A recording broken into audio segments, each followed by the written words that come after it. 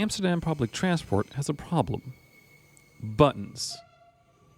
For example, here's a train. Look at this door. Where's the button? Is it up here? No. Is it down here? No. Where's the button? It's all the way on the left over here. And not just one button, two buttons. One to open a door and one to close the door. Now, can you tell by looking at these icons which one is opening and which one is closing? Because they look damn near identical. The only difference between them is the arrows pointing the other way, which from a glance, when you're crowded by people around you, is not easy to see. But let's go outside of the train. Now there's a closed door and you want to go inside the train. The button's not on the door. No, it's all the way on the right over here. The metros, on the other hand, are better at this. The button is right on the door, so you know exactly where to push. And when it's open, there is no button visible, which is great because the doors will close when the metro leaves anyway. However, do note that you shouldn't go on the right side this time because that's the emergency brake.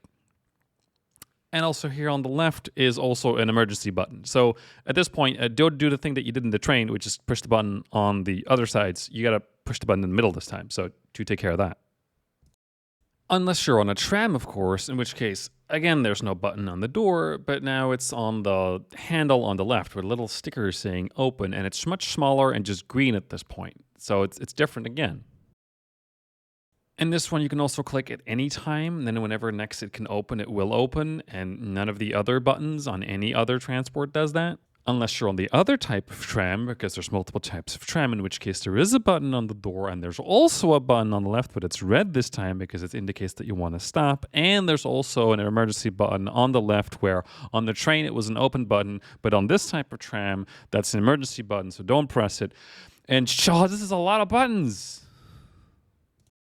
And of course, on the secondary type of tram, you can't just press the button before it stops. It won't open automatically. No, you have to wait until it stops, and then you can press the button, and then it opens.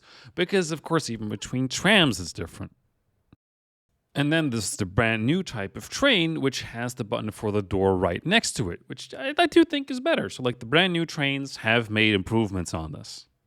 Even though the older Sprinter trains, which are not intercity trains, do have the button right on the door, which makes much more sense. But then there's the older double-decker trains, and they have the button on the left of the door, not on the door. So it's different again. So now we have a bunch of buttons, and some you're supposed to press, and some you're not supposed to press, and some are on the door, some are on the side, some are on the handle. And for accessibility purposes, how could someone with low vision know which button to press? I don't know. Then there's a lot of people who visit from outside of the country, and they get stuck into trams, like not knowing which button to press or even where to enter and exit, because that's also different per tram. So there's like a bunch of issues here that like I see often. Well, this is a classic design problem, right? And usually the first thing that people bring up is we'll just make the exact same button in the exact same place on every door, and that would solve it, right? And I'm sure it would help, but I think the more elegant solution in this case is by not having the problem. And what that means is no buttons. Like, have the doors automatically open and close. And we kind of already do that with buses, right? Like, you might indicate that you're going to stop, but the bus driver will then open the door for you. You don't have to push any button to make that door go open. And there's a lot of countries who already have automated systems for trams and metros where the doors will just open and close automatically. There's no need to press a button, even if there is one. So I think that would be the better way of doing it, especially with the amount of, people we have visiting Amsterdam, to just have it work that way so that nobody gets stuck anymore. Nobody is wondering where to press the button anymore. We don't have lines of people and things delayed because it would just open and close and automatically work. I think that would be the better solution. Anyway, what do you think? Thanks for watching.